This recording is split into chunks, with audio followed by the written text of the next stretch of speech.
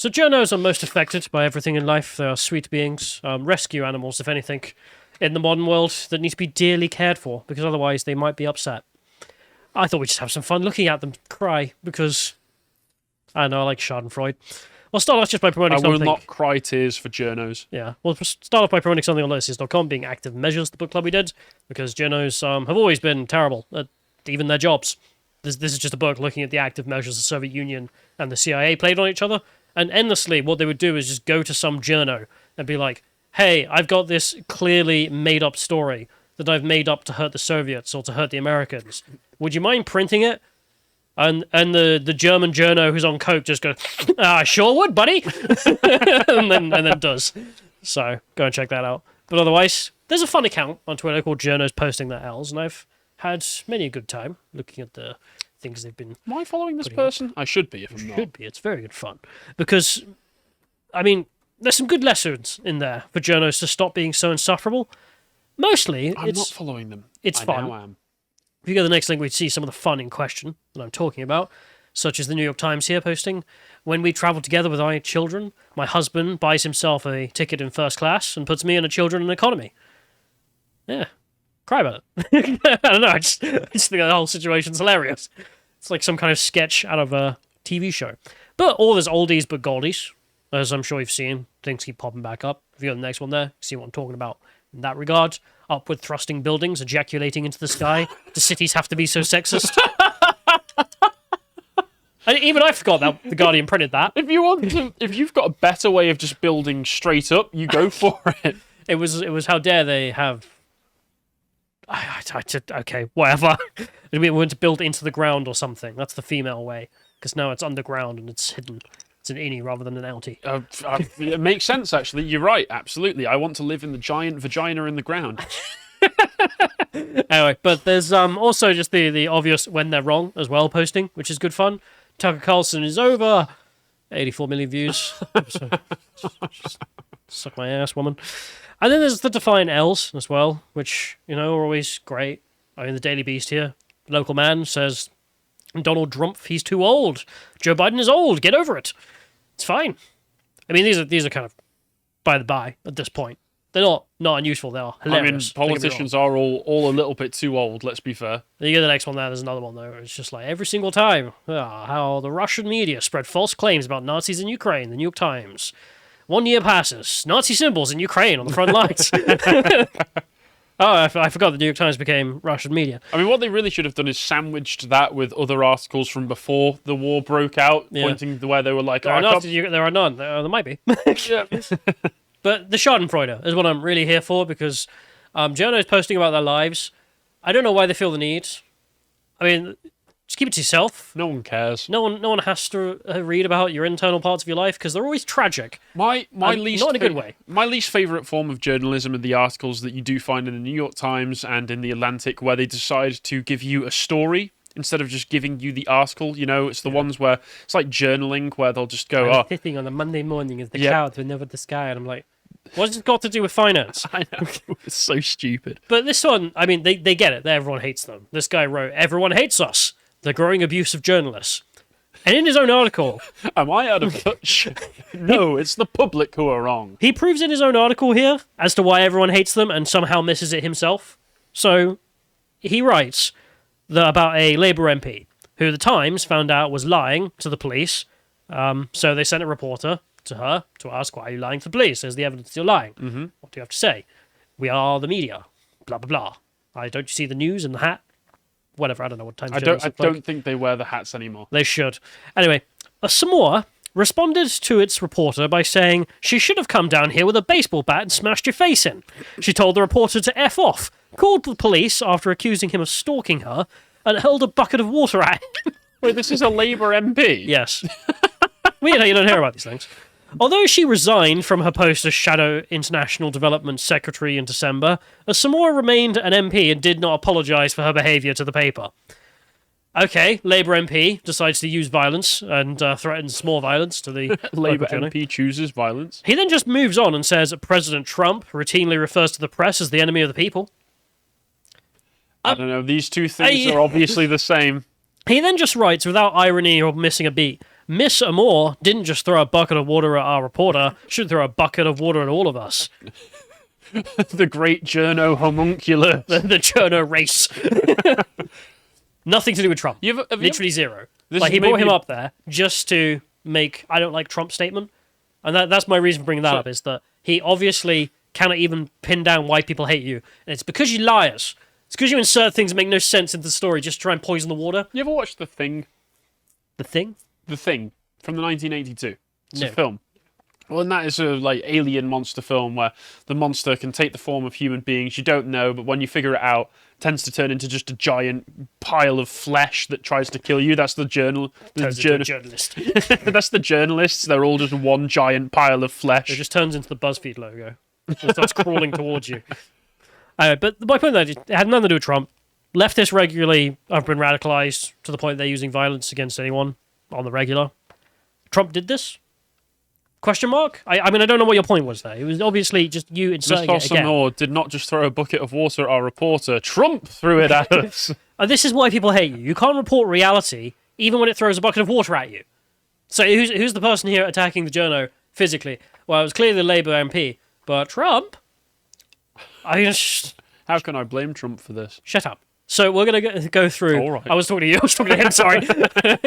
I can't get over how they're actually serious in their writing. But we'll go through some examples of just pure schadenfreude. And this is where I think we're going to have the best of times. All right. San Francisco Chronicle decided to write something. Ultimately, hate for bicyclists comes from... For bicyclists? Bicyclists. Bicyclists. Comes from a place of racism, sexism, homophobia, and transphobia. A desire to cling to the status quo power arrangements. No, it's because they think they own the road.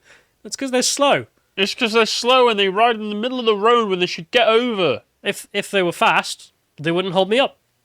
I wouldn't care. If it was a motorbike going speed limit, going brum brum, yeah, it's fine. And they're way more annoying than, say, tractors, because at least tractors are on their way to work. And Tractors doing are stuff. doing something. He's going to go make me a loaf of bread, he is. What's the guy on a bicyclist going to do? Oh, he's going to go to work at Facebook, and then he's going to make himself a matcha latte, and then he's going to go to a meeting, and then he's going to chat with friends, and then they're going to have lunch. And then he's going to post it all on TikTok. A day in my life of being an insufferable bicyclist. Anyway, a little bit I hate that, but for fun purposes. I mean, that's just, what's his face, Jeremy Vine, isn't it? Point being, there's nothing to do with cyclists. You just pulled out of our ass. It's like, this is just like racism and sexism. The bicycle race is being oppressed. I feel like this person is probably a cyclist Yeah. who wrote this article. Well, she doesn't even... I read the thing. She writes in here, but just as gay people are no longer willing to stay in the closet, nor women in the kitchen, bicyclists are no longer willing to settle for crumbs in terms of our public roadways. Bicyclists are no longer willing to stay at the side of the road. They have to have the whole thing. Traffic lights can't contain me. Oh, God. I mean, she doesn't even seem to argue that I'm a cyclist and it's kind of annoying. There's not enough bike lanes in my ends. No, it is. We are bicycle sexual. And we're part of the community. We're being oppressed too. Where is the B? Bisexual, move out.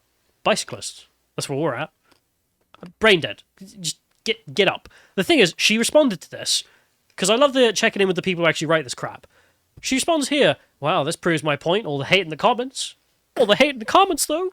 Every single time. Post stupid thing. Wow, it looks like I really triggered a bunch of incels with this one. Every single time. Yeah, you didn't prove any point. You just prove you're retarded. I don't know what to say. Like, you're actually a fool. You sit there and think this is a win for you. She's not the only one, though. Plenty of other journos have done similar oopsies. This person wrote about white privilege. They learned about white privilege by riding a bike. What? Oh, is there a reason? Did you read this article? Is there a reason? What's the reason given? Well, I initially thought it would have something to do with the idea that all the people bicycling in London are also like 40 spandex white men who think they're saving the planet. That's what my biases assumed. It would still be a stupid argument to make, but I mean, okay. She argues that cars are white people and bicycles are non-white people, and those damn cars, the whole world's beat for them. Whereas us, we have to strive through. That's not making the argument she thinks it is, because she's basically making the argument that I guess, judged by the character all along, given the behaviour of cyclists. Well, no, she argues that the world is built for cars, white people, and therefore us, bicyclists, brown people. I mean, I'm already not wanting to say this because it's so tortured. are being hard done by because their cars are keeping our brother down. I think I just pulled my shoulder reaching so far. Yeah, it doesn't make any sense. We'll move to the next one here. This is one of my personal favourites I've seen out of this account, which is a local lady who moved to Germany and then instantly regretted it. She says, I felt unwelcome by the people, and not even the great healthcare can convince me to stay. What? Oh no. I'm so sad. Oh no. Oh no. She says, I also experience weekly microaggressions. How do you know you're a Yankee? What are the microaggressions? What do you want to bet? Should we ask? She's half Korean. She people squint really hard at her, and then they make racist. They go like, "Oh, ching chongy," oh. No, the like Germans that. are beyond that. It's not. Yeah, the 50s. okay. I mean, that wouldn't make sense No, for it's Germans these days. No, the microaggression is that she gets rude looks and comments about her shaky German. You can't speak the language, and people are upset about that, and you're like, ugh, microaggressions yet again. Oppressed once again. I'll have to move and leave Germany now. Okay. Learning German is incredibly expensive and time-consuming, she writes. I'm so shocked that she didn't go. This must have been what it felt like to be a Jew. I'm just like the Jews who are still oppressed. I'm sorry, I can't take that serious. Learning German's so expensive and time-consuming. I mean, are you actually serious? I mean, number one, Duolingo is free, along with every other fucking app that has German, because German is one of the easiest languages to learn as an English speaker. I still won't. You don't have to, because you live in Germany. I mean, also, But if you move there and just sat there and be like, all right, love, I mean... They'll speak English to me because that's my privilege as an Englishman. But if you're sitting there and be like, well, I don't speak German because it's so expensive, oh God. If you ever downloaded Duolingo, your bank account's ruined by the end of that. I'm sorry, if you can speak English, then you're probably going to do fine in most European countries. But what about my microaggressions? I don't care about your microaggressions. My fifis. I don't care about your My fifis. deep fifis. As your fifis can go shove it. I'm a Yankee leftist. What about my fifis? Ah. She says here, in other countries, such as South Korea, where she'd been before, state-sponsored integration programs offers language classes for free. They're not free. Guess who pays for it? Korean taxpayer that you're sponging off. You could just learn Korean yourself, and there's plenty of tools online to do it. You could buy a book, maybe. Oh no, that would cost too much money, such as more than 0 pence. That would cost apparently more than it costs to already get a flight over to this foreign country where you don't know how to speak the language. I imagine her being in Korea and be like, they all expect me to speak Korean, and when I try, they're going to be dirty looks. Yeah. Quickly, speak some Korean. 안녕하세요. There we are. It's not that hard. Oh, damn. Just get a book. Moron. Ni hao? Close enough. The old rulers. Close enough. Yep. I miss the comforts of being surrounded by people like me. Where do you think that's going? English-speaking working professionals from diverse backgrounds. Yankee, go home. I don't want to hear it. I miss the diversity. I mean, I moved to Germany. It's all full of Germans. Germany is not Los Angeles. Big shock. Oh, God. Germany offers cuisines from other cultures, but it's nothing like the Asian or Mexican dishes I grew up with. Oh, no. Oh, no. We'll have to send her some international aid, folks. For £4 a day, you could sponsor local journo to eat bibimbap, because she's so sad that she has to eat the Heinchen or whatever Germans are eating these days. I want nobody in any position of power to read any articles like this, or this one specifically, and think to themselves, oh, I guess we've got to be more accommodating. No, you read it and you think, good, stay out. It's working then. She's just like, oh, it's all Kartoffel salad. I cannot live. So, okay, what did you expect exactly? We'll get to the next one here, because if you want to actually check out someone who's living in Germany, who's from an Asian background, who isn't a complete insufferable rescue, is why I'm going to refer to that person now at this point. Just a side recommendation, just this channel. Just, all right. Uyen. Story time. Do you watch Story Time? Oh, I watch this lady a lot. She has a German boyfriend. She's from Vietnam. And the cultural differences are actually hilarious. Mostly the shorts. Oh, all right. I'll be honest. This is just side recommendations in between. You know it's mainly girls who watch Storytime videos, right? Well, I'm watching the shorts. Oh, okay.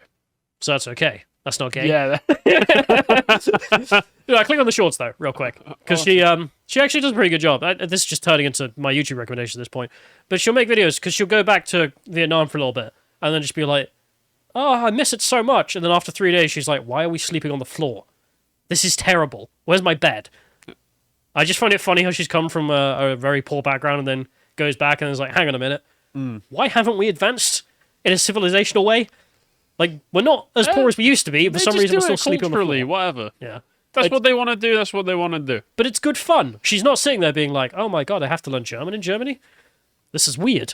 All right, but getting back to the absolute rescues that are journos. I just saw the headline. Sorry, coming back to... No, John, what are you doing? There we are. No, there you go. Slate. My 7-year-old cousin is a sexist bully. Good. Well, no, please no bully. I'm a journo. I'm a humble rescue dog. Oh my god. I adore him, but I loathe to tolerate yet another, "Yeah, but you can't use that drill because you're a girl" comment. Well, I mean, is he right, though? My current Can you approach... use a drill? So this is her writing like an Agony Ann over here. It's like, "Dear Agony Ann, And that is what Slate is. I'm being bullied by a 7-year-old. I'm 23. My current approach has been cool puzzlement. Why do you think that?" Followed up with a, "I can see why you would think that, but there aren't such things as boy and girl things, and it hurts my feelings when you tell me that I can't do something because I'm a girl." And he goes, "Yeah, whatever, where's your Bugatti?" No, he doesn't. The way that she's put that is the girliest way imaginable. It hurts my fifis. Yeah, it is. It is continuous. Not trying to be mean, ladies, but female spaces and all that. And I follow it up with discussions about how boy-girl distinctions can hurt our friends. It's not getting through, she writes. Funny. "I think part of the issue is that I come from working at home, and I'm currently embodying the traditional feminine role, like caregiving. Plus, he is probably getting counter-messaging from at home. He's getting propaganda from mum and dad that girls like pink and boys like blue. Oh no." Does he perhaps have a sister? Because he might just be observing reality. He went to the car boot sale and the Red Cross were there handing out boys lucky dip a pound and girls lucky dip a pound. No. Oh no. He noticed that when he goes to buy toys, he wants an action man and she wants a baby dolly. "I love him, but these jabs are really hitting me in the soft spot. Oh my god, grow up. Grow up. Honestly, I know these kind of thoughts are hurting him too. No. He loves Elsa, but he told me he can't play with frozen toys because kids will make fun of him. Good. How can I help him approach this behavior? Do I give him a timeout?" No, you need a timeout, love. I mean, again, there's a reason I'm calling them rescues at this point. I mean, this... Adopt a journo today. They have to learn German. Oh no, they have to deal with someone saying, "That's a girly thing." Oh, the poor little dears. This is just like the Jews in Germany. Every single time. The journalists, they do really just act like they are being persecuted, don't they? We're going to move to another lady who failed to grow up. I mean, I'm just saying there is a pattern. But I am fat, healthy. Good start, all right. I am fat, healthy, and happy, and You can only be two of those things at once. And entirely unsurprised at how quickly the small gains of the body positivity movement have been rolled back with the arrival of a miracle drug. Is it... Right? Before we go any further, YouTube, this isn't medical advice. I don't know what this drug is. I'm not getting into that. Is this new drug, is it insulin? Is that what she's talking about? I think so. It might be. The first time someone told me to try drug was last Thanksgiving. I had already lost 50 pounds in the preceding 9 months and was making modest lifestyle adjustments. But if you were already healthy and happy and fat, why would you want to lose those 50 pounds in the first? Now there's just less of you to love. Riddle me this, Batman. Where are those love handles? And I had solved the nascent health problems that had set off the urge to make those changes. How did you have health problems if you were healthy? Again, another riddle. And why did losing this weight solve those health problems? I'm still undeniably a fat person. I still have to buy 2 tickets to get on a plane. You said it, love. But I was feeling incredibly proud of how I had made the initiative and control and gotten healthier in a place all on my own. For the first time in my entire life, I was comfortable in my body. But you're still obese, according to yourself. But you're still undeniably fat. For a while, it seemed the cultural conversation about size and fatness was limping along some sort of vaguely progressive track. It was far from perfect. It mostly was just, oi, check out these models who are fat now. Yes, it was. It has always been that. I don't know who in the body positivity movement didn't realise it was just a load of people in advertising, particularly women in advertising. Come on. Let's not pretend it was someone else. Speaking of that, actually, you mentioned you've been watching YouTube. Have you been getting the same advert that I've been getting, which is the PayPal Pride advert? Yeah. Where you get... They've banned me. They still advertise at me. Yeah, you get bloody Lizzo adjacent dancing. I get the rage in me whenever it shows up now. I just love the idea that someone. I'm sorry, that song has bored itself into my head and reached a festering pit of hatred But I didn't know existed. This rescue here is actually right. I mean, it literally is just, oi, look, there's fat ones like you. Come on, use the product. People of all demographics were pushing back against fat phobia, she says. The union was... Yep. I mean, I don't think they were. But whatever. I liked it because I am soft-hearted and always rooting for people to be kinder to themselves, and also because I was fat. I'm not lying, she writes that, because I am a fat person. But also because I'm a fat person. It's called copium. So it's not just a heart that's soft. Yeah, I mean, we've all been fatter and then lost some. It's not unusual. Yeah. I'm losing some at the moment. It's a good thing to do. Many of us are on the copium train of this is fine, and we know it's not. Don't worry, everyone's been there. But the denial, in which you just turn around and go, yeah, but what if I just lie to myself? Well, it's a lie, isn't it? Now, with the rise of drug, after a brief period of so-called body positivity, not real body positivity, it hasn't been tried yet, there was an all-too-neat convergence taking place, where promises that were made to the black communities in the wake of Black Lives Matter are experiencing a large-scale corporate and cultural rollback. Brands were quick to capitalize on the fractured cultural movement by vowing to increase their efforts of diversity and equity by supporting black-only businesses. Almost 3 years later, that tide of enthusiasm is receding fast. Take, for example, the fact that black creators suddenly found fewer brand partnerships on offer this Black History Month. And also, the recent revelation that Spotify has used less than 10% of its $100 million diversity fund. Oh, no. Oh, no. I mean, I do love, she's like, they put the black community on scrap heap. Wasn't this article about her being fat? Yeah, it is. Where did all that come from? Because, of course, they've got no cultural capital as fatties, so instead they're trying to link on and be like, well, yeah. Aren't we part of the protected characteristics, black people? Well, I mean, there are some overlap. You could say Am I not a brother and a man? There is some overlap between these and a man. communities. You could say there's some foldover going on. But you can tell it's desperate attempts, because you ever see that South Park episode about the goo that Muhammad has? I don't think I have seen that one. So the Prophet Muhammad in South Park, they use a censored bar, and Rob Reiner figures out that if they can steal his goo, which is what makes him completely uncriticizable, then they'll put the goo in each other, and once they've all shared the goo, then they'll all be censored bars, because South Park won't be able to make fun of them either. Oh my god. And the point being that obviously there's certain things you're not allowed to criticize in the culture, and what if we all try and latch onto that and claim the same rights?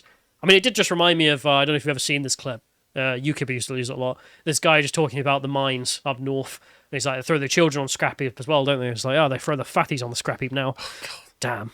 She ends off that article by writing, we need to achieve actual body positivity. So I wasn't even joking. She is on the train of, like, it hasn't been tried yet. Yeah, real fatness hasn't been tried. Still, could be worse. I mean, those are all rescue journos, which are just the softest, sweetest things who are scared of your phone. But, I mean, you could just be a retarded journo. That would be pretty hard. I mean, the Times went with that. If you go to the Time magazine. How Ukraine's dam collapse could be the country's Chernobyl. But Ukraine already... It's a community notice. I'm not saying anything. Let's leave that there. Good news, though, to end this all off. If you weren't happy about all the rescue dogs that are available for purchase or donations to keep them safe from learning German, we'll just end this off with good news, folks. Pink News is also getting completely beaten by their own fan base. They decided to say that LGB people are more likely to experience mental health or substance abuse issues, and their own fan base has turned on them. Oh, no. Oh, no. Anyway, good news. Journos everywhere are finally getting what they deserve in due time, or they eventually will, or the little rescue pups that they are will just curl up and cry, because what else are they to do? If you appreciated that segment from the podcast The Lotus Eaters, you can go to lotuseaters.com to get access to all the premium content that's on the site, such as the Contemplation series, this episode on Victorian values, arts, and sciences. If you'd like to find out what else is being put out, you can follow on Getter at lotuseaters_com on Getter. Thank you and goodbye.